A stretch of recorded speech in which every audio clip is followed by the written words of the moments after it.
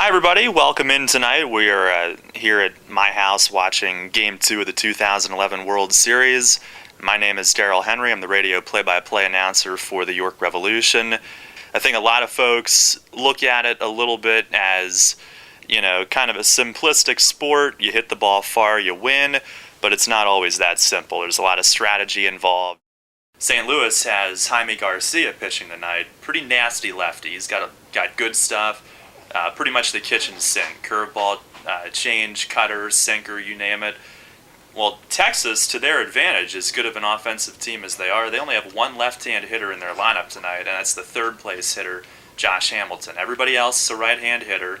If it's a left-hand pitcher against a left-hand hitter, the pitcher has the advantage, and it all has to do with the angle from which the pitch comes. If you're a left-hand hitter and you're standing in and you've got a left-hand pitcher, it's more intimidating. It looks like it's coming right at you and bearing in on you like that. It's always easier for a right-hand hitter to see the ball out of a left-hand pitcher's hand and vice versa.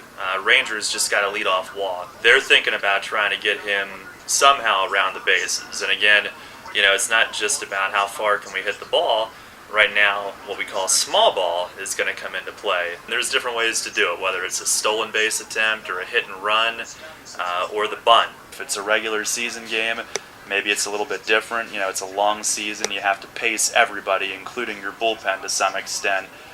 Sometimes starters stay in a little bit longer, but at this time of year, every pitch could mean the season.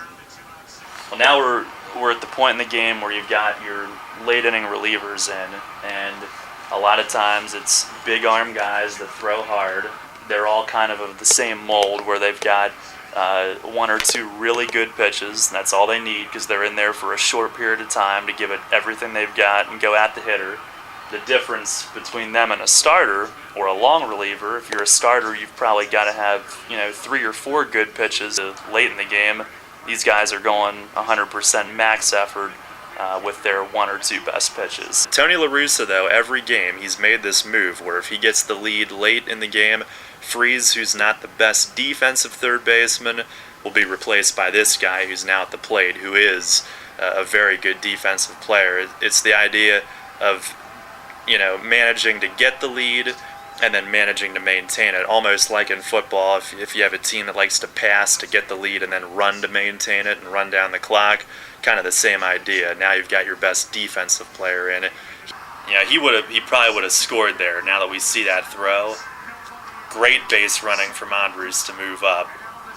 First off, that's a great call from the coach at third base to hold him. You do not want to make that first out at home plate, not with these guys coming up behind him. That's a great decision to hold him. I mean, that's 101. That's basic. You've got second and third. Base hit here not only ties it, potentially gives him the lead. That's huge. First base is open. Hamilton's up. He's the left-hander.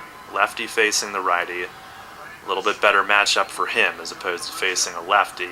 I'm wondering, are the Cardinals going to leave Mott in the game here and pitch around Hamilton a little bit? First base is open, so if you walk him, the worst thing is bases are loaded. You've got to force at any base, and now your right-hander is facing all right-hand hitters the rest of the way. I think they're going to leave Mott, the closer, in. I think they're going to pitch around Hamilton. And I'm wrong because he just made the pitching change, so what do I know? I guess they're willing, if they have to, on a ground ball, they're willing to give up the tie, but not the lead. The infield's back to try to cut down one from getting through, which would be a base hit that would almost certainly score 2 runs.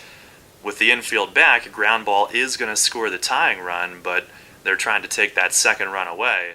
In the 9th inning, it was the little things. It started with a bloop single, then a daring stolen base. Then it was a mistake, a missed cutoff throw by the defense, and that led to 2 sac flies. So it was little things. To wrap it up, Rangers got the 2-1 win here in Game 2. Huge win for them. They're back in the series. They had to get at least one of the games in St. Louis. The road team always wants to get at least one. Again, it's an exciting time of year for baseball fans, and at this time of year, every pitch does matter.